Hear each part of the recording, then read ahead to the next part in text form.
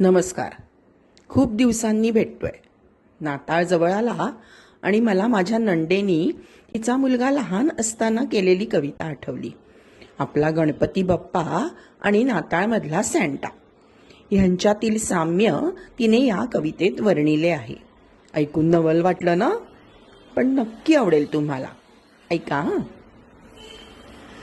बाप्पा आणि सॅन्टा मला दोन्ही सारखे. बाप्पा आणि सॅन्टा मला दोन्ही सारखे. आनंद, सुख, शांती घेऊन येतात दोघे. तुम्हालाही त्याची प्रचिती येवो, सदैव तुम्हाला सुख शांती लाभो. बाप्पा आणि सॅन्टा एकाच्या दारी आपण जातो, दुसरा आपल्या दारी येतो. बाप्पा आणि सॅन्टा एकाच्या दारी आपण जातो, दुसरा आपल्या दारी येतो.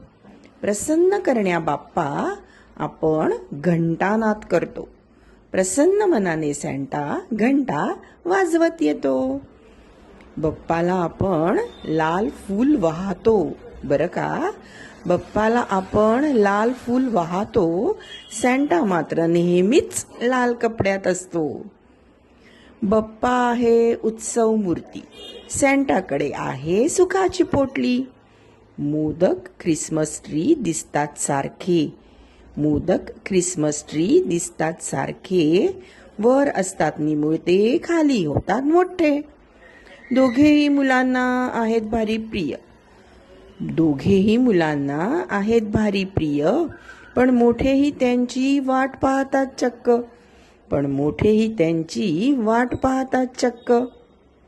Wish you Mary Christmas and happy new year.